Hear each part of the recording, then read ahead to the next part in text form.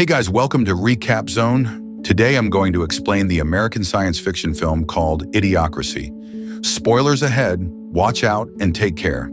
The movie begins with a voiceover narration explaining how, over time, human intelligence has declined due to the natural selection of modern society.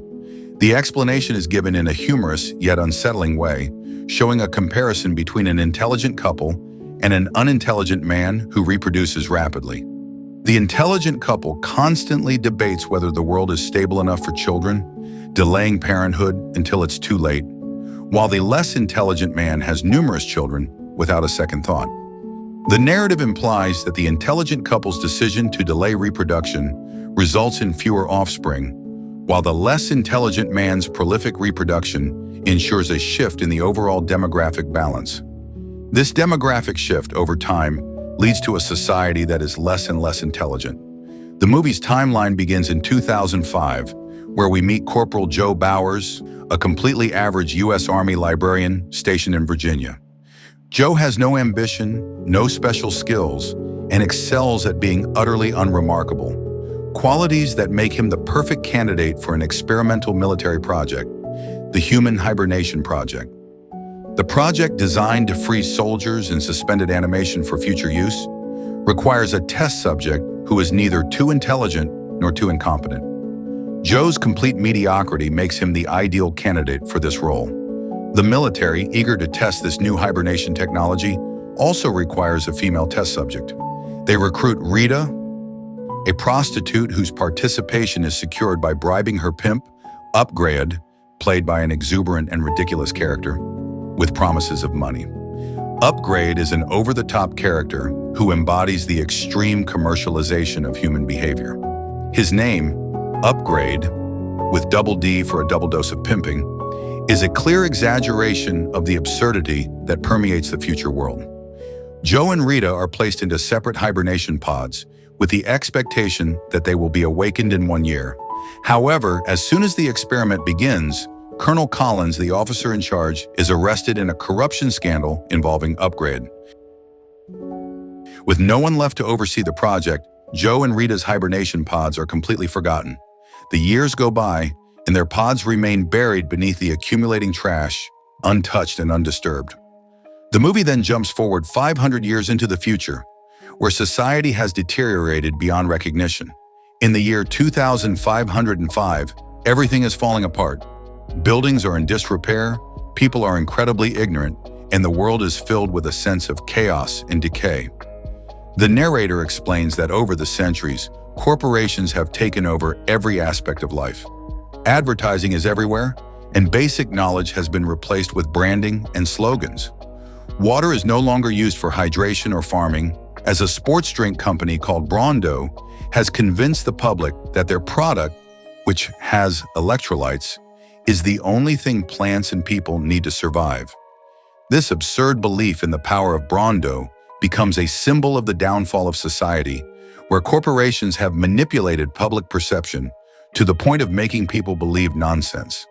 Eventually, a massive garbage avalanche breaks through the ground and uncovers Joe's pod, which has been buried for centuries.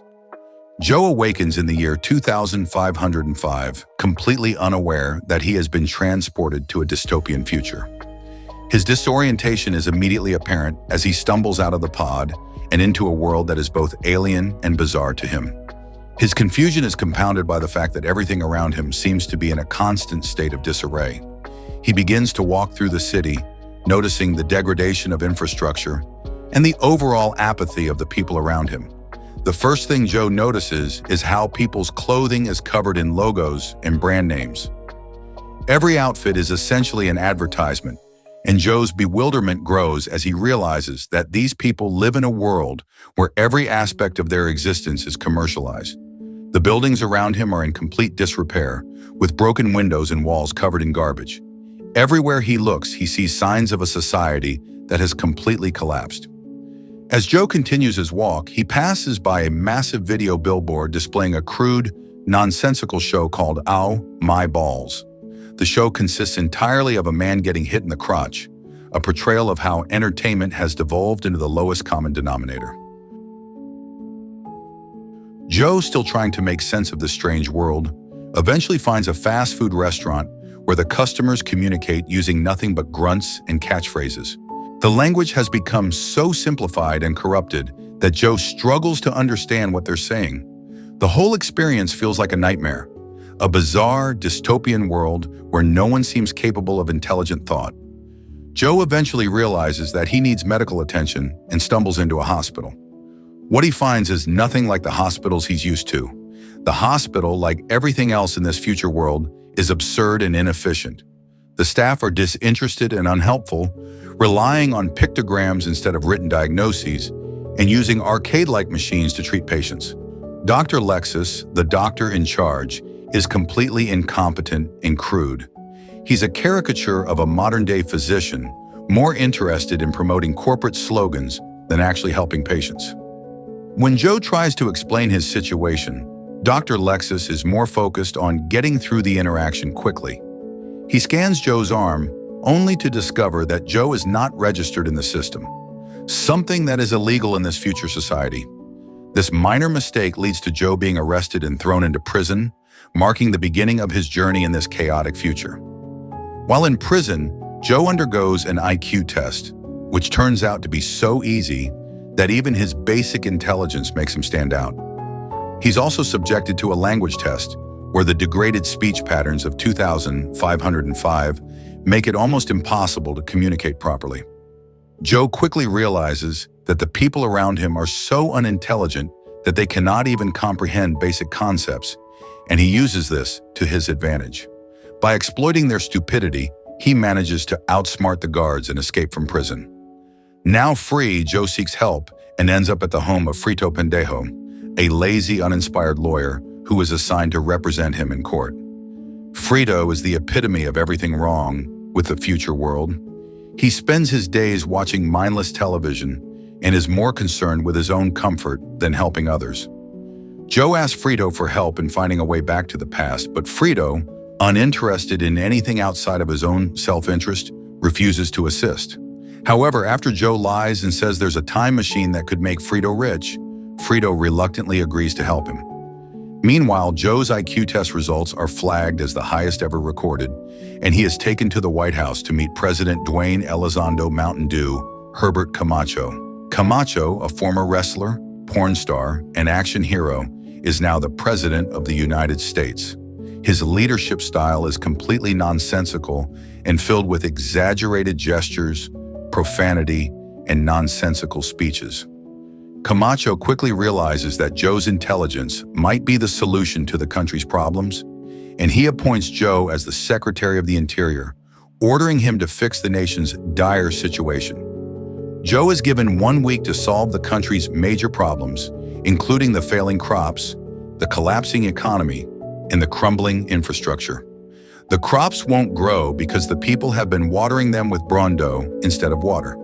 Camacho demands that Joe fix everything, or he will be executed on live television. The pressure is immense, but Joe, being the only person with the intellectual capacity to understand the situation, begins to devise a plan. Joe realizes that the main problem with the crops is the use of Brondo. The company has convinced everyone that their product is essential for plant growth, but Joe knows that water is what the plants actually need. He orders the use of water to irrigate the crops, but this decision has far-reaching consequences. Brondo owns the water supply, and Joe's decision to use water instead of their product causes mass layoffs at the Brondo factory. This leads to widespread economic panic and mass protests. The public, furious that their beloved sports drink is being replaced by water, turns against Joe. Riots break out across the country, and Camacho, seeing Joe as the scapegoat for the unrest, declares that Joe has failed. Joe is sentenced to death by public execution, which is broadcast live on television as part of a spectacle called rehabilitation. Joe is placed in a demolition derby against Beef Supreme, a gladiator-like champion. The event is designed to be a brutal, gladiatorial spectacle, with the crowd cheering for Joe's imminent death. However, just as the execution is about to take place, reports come in from the farms. Crops are finally growing again. Joe's decision to use water has worked, and the country's food crisis is beginning to resolve itself. Impressed by this turn of events, Camacho pardons Joe and announces that he will now be the new president of the United States. Joe, now in a position of power, is tasked with fixing the country's problems and restoring order to the chaos that has enveloped the nation.